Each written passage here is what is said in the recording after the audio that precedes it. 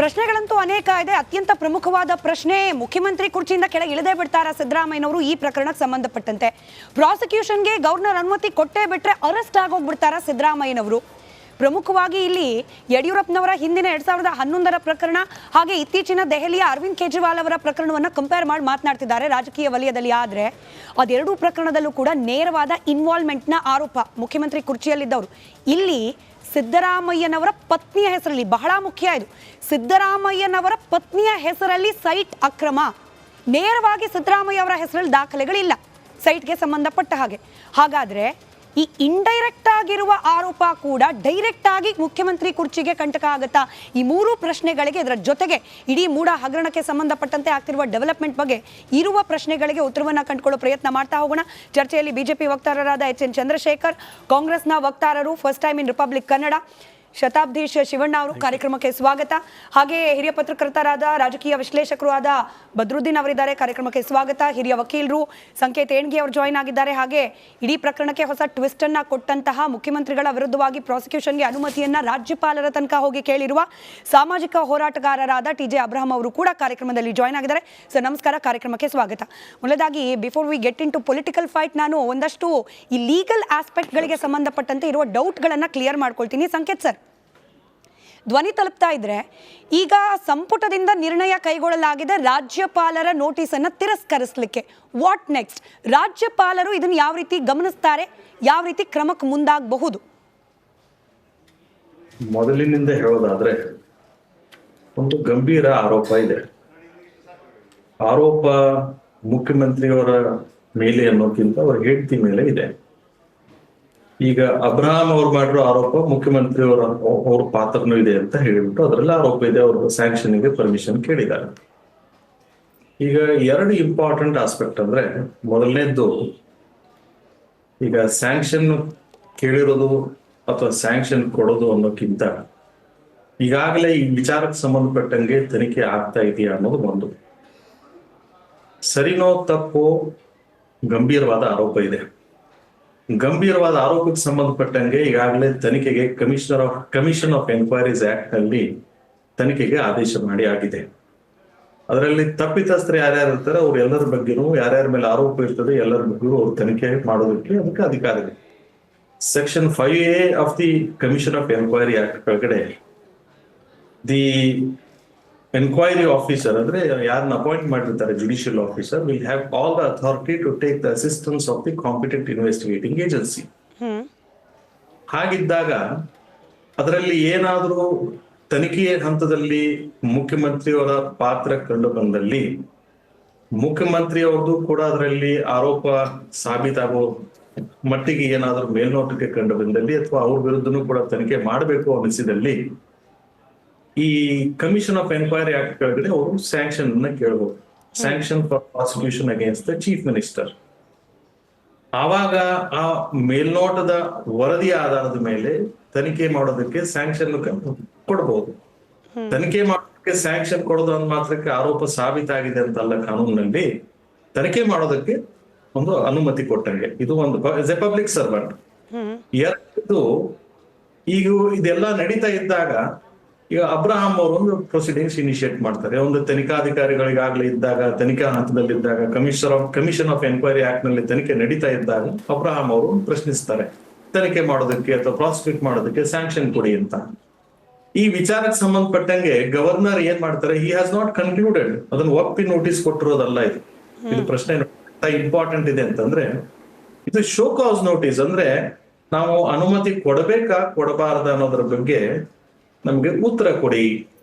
To add to this, ನಾನು ತಪ್ಪಿದ್ರೆ correct ಮಾಡಿ ಸರ್. ಈ ಭ್ರಷ್ಟಾಚಾರ ನಿಗ್ರಹ ಕಾಯ್ದೆಯ ಆರ್ಟಿಕಲ್ 19ರ ಪ್ರಕಾರ ಗವರ್ನರ್ ಕೇಳಿರೋದು. ಹಾಗೆ ಕಾನ್ಸ್ಟಿಟ್ಯೂಷನ್ ಅಡಿಯಲ್ಲಿ 163 ಅಂದ್ರೆ ಗವರ್ನರ್ ಏನೇ ಕ್ರಮ ಕೈಗೊಳ್ಳೋಕೆ ಮುಂಚೆ ಸಚಿವ ಸಂಪುಟದ ಏಡ್ ಹಾಗೆ ಅಸಿಸ್ಟೆಂಟ್ನ ಕೇಳಬೇಕು. ಅದಕ್ಕೋಸ್ಕರ ಇದು ನೋಟಿಸ್ ಕೇಳಿರೋದಷ್ಟೇ. ಏನು ಮಾಡೋದು ಅಂತ ಹೇಳಿ ನಿಮ್ಮ ವಿಚಾರವನ್ನು ಮಂಡಿಸಿ ಅಂತ ಹೇಳಿ ಕೇಳಿರೋದಷ್ಟೇ ಅಲ್ವಾ? ನಿಮ್ಮ ಉತ್ತರ ಕೊಡಿ ಅಂತ ಕೇಳಿರೋದು. ಅಲ್ಲಿ ಈಗ ಪೂರ್ವಾಗ್ರಹ ಪೀಡಿತರಾಗಿ ಗವರ್ನರ್ ಏನು ನಿರ್ಧಾರ ತೆಗೆದುಕೊಂಡಿಲ್ಲ ಇಲ್ಲಿ. ಇದು ಇಂಪಾರ್ಟೆಂಟ್. ಪೂರ್ವಾಗ್ರಹ ಪೀಡಿತರಾಗಿ ಗವರ್ನರ್ ಈಗಾಗಲೇ ನೀವು ಆರೋಪಿತರು, ನಿಮ್ ಮೇಲೆ ತನಿಖೆ ಆಗ್ಲೇಬೇಕು, ನೀವು ತಪ್ಪಿತಸ್ಥರು ಅಂತ ಎಲ್ಲೂ ಹೇಳಿಲ್ಲ. ಇದು ಎರಡನೇ ಮತ್ತೆ ಈಗಾಗಲೇ ನಿಮ್ಮ ಮೇಲೆ ಕೊಟ್ಟಿರುವಂತ ದಾಖಲೆಗಳು ಏನಿದಾವೆ, ನಿಮ್ಮ ಮೇಲೆ ಆರೋಪ ಮಾಡಿರುವಂತದ್ದು ಈಗಾಗಲೇ ಸಾಬೀತಾಗಿದೆ ಅನ್ನೋ ಪ್ರಶ್ನೆನೂ ಇಲ್ಲ. ಯಾಕೆಂತಂದ್ರೆ ಆ ನೋಟಿಸ್ ಕೊಟ್ಟು ಆ ನೋಟಿಸಿಗೆ ಉತ್ತರವನ್ನು ಪಡೆದು the governor will take a decision as to whether this is a fit case to grant the permission or sanction to prosecute. ಇದು ಅದನ್ನು ಕೂಡ ಗವರ್ನರ್ ಹಾಗೆ ಮಾಡೋ ಆಗಿಲ್ಲ, ಒಂದ್ ಲೈನ್ ಆರ್ಡರ್ ಮಾಡೋ ಆಗಿಲ್ಲ, ಪರ್ಮಿಷನ್ ಕೊಡೋದಾಗ್ಲಿ ಅಥವಾ ರಿಜೆಕ್ಟ್ ಮಾಡೋದಾಗ್ಲಿ. It must be A reason order in writing. ಅಂದ್ರೆ ಎಲ್ಲ ಯಾವ ಕಾರಣಕ್ಕಾಗಿ ಅದನ್ನ ಪರಿಶೀಲನೆ ಮಾಡಿ, ಯಾವ್ಯಾವ ದಾಖಲೆಗಳನ್ನ ಪರಿಶೀಲನೆ ಮಾಡಿ, ಯಾವ ವಿಚಾರಗಳನ್ನ ಪರಿಶೀಲನೆ ಮಾಡಿ ಅನುಮತಿ ಕೊಡಲಾಗಿದೆಯೋ ಅಥವಾ ಕೊಡೋದಿಲ್ವೋ ಅನ್ನೋದ್ರ ಬಗ್ಗೆ ಅದರಲ್ಲಿ ಡೀಟೇಲ್ ರೀಸನ್ ಆರ್ಡರ್ ಬರೀಬೇಕು. ಆವಾಗ ಮಾತ್ರ ಆ ಪರ್ಮಿಷನ್ ಕೊಟ್ಟಿರೋದಕ್ಕಾಗ್ಲಿ ಕೊಡದೇ ಇರೋದಕ್ಕಾಗ್ಲಿ ಕಾನೂನಿನಲ್ಲಿ ಅರ್ಹತೆ ಇರ್ತದೆ. ಅದಕ್ಕೆ it can be in simple, ತಮ್ಮ ಬಳಿಯಲ್ಲಿ ಬಂದಿರುವ ವಿಚಾರವನ್ನ ರಾಜ್ಯಪಾಲರು ಸಾಂವಿಧಾನಿಕವಾಗಿ ಯಾವ ಕ್ರಮವನ್ನ ಅನುಸರಿಸಬೇಕೋ ಅದನ್ನು ಅನುಸರಿಸ್ತಿದ್ದಾರೆ. ಅಲ್ಲಿಗೊಂದು ಚಿಕ್ಕ ಪಾಸ್ ಸರ್, ನಿಮ್ಮ ಹತ್ರ ಕೇಳೋಕೆ ಇನ್ನೂ 3-4 ಪ್ರಶ್ನೆಗಳಿದೆ. ನಾನು ಕಾಂಗ್ರೆಸ್ ವಕ್ತಾರರನ್ನ ಕೇಳ್ತೀನಿ. ಒಂದು ವಿಚಾರ ರಾಜ್ಯಪಾಲರ ಟೇಬಲ್ ಮೇಲೆ ಬಂದಿದೆ, ಅದಕ್ಕೆ ಯಾವ ರೀತಿ ಕ್ರಮಕ್ಕೆ ಮುಂದಾಗ್ತಿದ್ದಾರೆ. ತರಾತುರಿಯಲ್ಲಿ ರಾಜ್ಯಪಾಲರು ನೋಟಿಸ್ ಕೊಟ್ಟಿದ್ದಾರೆ, DCM ಸ್ಟೇಟ್ಮೆಂಟ್, ರಾಜಕೀಯ ಪ್ರೇರಿತವಾಗಿ ರಾಜ್ಯಪಾಲರು ನಡ್ಕೊಳ್ತಿದ್ದಾರೆ, ಮಿನಿಸ್ಟರ್ ಪ್ರಿಯಾಂಕ್ ಖರ್ಗೆ ಅವರ ರಿಯಾಕ್ಷನ್. ಅಂದ್ರೆ ಅಷ್ಟು ಡೆಸ್ಪರೇಟ್ ಆಗ್ಬಿಟ್ಟಿದ್ದಾರೆ ಕಾಂಗ್ರೆಸ್ನವರು ರಾಜ್ಯಪಾಲರ ಒಂದು ನೋಟಿಸ್ನಿಂದ. Is following the rules. ಅದಕ್ಕಷ್ಟೊಂದು ಭಯನ, ಆತಂಕನ ಈ ಏನ್ ನಡೀತಿದೆ ಕಾಂಗ್ರೆಸ್ ಪಕ್ಷದೊಳಗೆ? ಅಲ್ಲ, I tell you how he is not following the rules. ಮಾನ್ಯ ಮುಖ್ಯಮಂತ್ರಿ ಸಿದ್ದರಾಮಯ್ಯ ಅವರ ನೀವು ರಾಜಕೀಯ ಇತಿಹಾಸ ನೋಡಿದ್ರೆ 4 ದಶಕಗಳ ರಾಜಕೀಯ ಅನ್ಬ್ಲೆಮಿಶ್ಡ್ ಟ್ರ್ಯಾಕ್ ರೆಕಾರ್ಡ್. ಅವರು ಇಲ್ಲಿವರೆಗೂ ಪ್ರಾಮಾಣಿಕವಾಗಿ, ನಿಷ್ಠಾವಂತರಾಗಿ, ಸಿದ್ಧಾಂತಬದ್ಧವಾಗಿ ರಾಜಕಾರಣ ಮಾಡಿದ್ದಾರೆ. ಮೇಡಮ್, ಒಂದೇ ಹೇಳ್ತೀನಿ, I have to give some premise. MUDA ಅಲ್ಲಿ ನಡೆದಿರುವ ಹಗರಣಕ್ಕೂ ಮತ್ತು ಸಿದ್ದರಾಮಯ್ಯ ಅವರ ಆಸ್ತಿ ವಿಚಾರಕ್ಕೂ ಯಾವುದೇ ಸಂಬಂಧ ಇಲ್ಲ ಅಂತ ಇವಾಗ ಸಾರ್ವಜನಿಕರಿಗೂ ಗೊತ್ತಾಗಿದೆ. ಸಿದ್ದರಾಮಯ್ಯ ಅವರೇ ಖುದ್ದಾಗಿ ಹಲವಾರು ಪ್ರೆಸ್ ಕಾನ್ಫರೆನ್ಸಸ್ ಮುಖಾಂತರ ಇದಕ್ಕೂ ಮೂಡಲ್ಲಿ ನಡೆದಿರೋ ಹಗರಣಕ್ಕೂ ಮತ್ತು ನನಗೆ ಕಾಂಪನ್ಸೇಟರಿ ರಿಲೀಫ್ ಕೊಟ್ಟಿರೋದಕ್ಕೂ ಯಾವುದೇ ಸಂಬಂಧ ಇಲ್ಲ, ಅವ್ರ ಕಾನೂನು ಸಲಹೆಗಾರರಾಗಿರ್ಬೋದು ಎಲ್ಲ ಎಳೆಯಾಗಿ ಬಿಚ್ಚಿಟ್ಟಿದ್ದಾರೆ. ಇವಾಗ ಒಂದ್ ನಿಮಿಷ ತಡೀರಿ ಸರ್, ಯಾಕೆ ಆತರ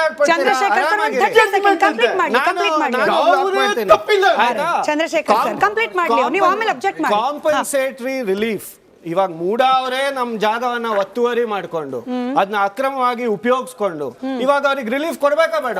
ಅವ್ರು ಕೊಡ್ತಾ ಇದಾರೆ. ಅದು ಇರ್ಲಿ, ಜನಕ್ಕೂ ಗೊತ್ತಾಗಿದೆ ಇದೇನೋ ಹಗರಣ ಇಲ್ಲ ಅಂತ. ಇವಾಗ ಗವರ್ನರಿಗೆ ಬರ್ತೀನಿ ನಾನು, ಏನಕ್ಕೆ ತರಾತುರಿಯಲ್ಲಿ ಕ್ರಮ ತಗೊಳ್ತಾ ಇದ್ದಾರೆ ಅಂತ ಹೇಳ್ತೀನಿ.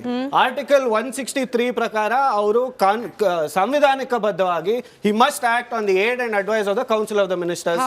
ಬಟ್ ಇವರು ಇವಾಗ show cause application for sanction of prosecution ಬಂದಿದೆ ಯಾವಾಗ? 26ನೇ ತಾರೀಕು ಬೆಳಿಗ್ಗೆ 11 ಗಂಟೆಗೆ. ರಿಪ್ಲೈ ಕೊಟ್ಟಿದೆ ಯಾವಾಗ? ಸಾಯಂಕಾಲ. ಯಾರು? ಚೀಫ್ ಸೆಕ್ರೆಟರಿ ಅವರು. ಅವತ್ತೇ ರಾತ್ರಿ ಶೋಕಾಸ್ ನೋಟಿಸ್ ಇಶ್ಯೂ ಮಾಡುವಂತ ಏನ್ ಆತರ ಆಯ್ತು? ಒಂದ್ ಪ್ರಶ್ನೆ ಯಾಕೆ ಮಾಡಬಾರ್ದು ಅಂತ ಹೇಳ್ತೀನಿ. ಇವಾಗ ನೀವು ಶಶಿಕಲಾ ಜೊಲ್ಲೆ ಅವರು ಮಾಜಿ ಸಚಿವರಾಗಿರ್ತಾರೆ, ಮಂತ್ರಿ ಆಗಿರ್ತಾರೆ, ಮತ್ತೆ MLA ಆಗಿರ್ತಾರೆ. ಅವ್ರ ಮೇಲೆ ನಾವು ಸ್ಯಾಂಕ್ಷನ್ ಬೇಕು ಪ್ರಾಸಿಕ್ಯೂಟ್ ಮಾಡಕ್ಕೆ ಅಂತ 2019 ಇಂದ ಪೆಂಡಿಂಗ್ ಇದೆ, ಆದ್ರೂ ಏನು ಕ್ರಮ ತಗೊಂಡಿರಲ್ಲ.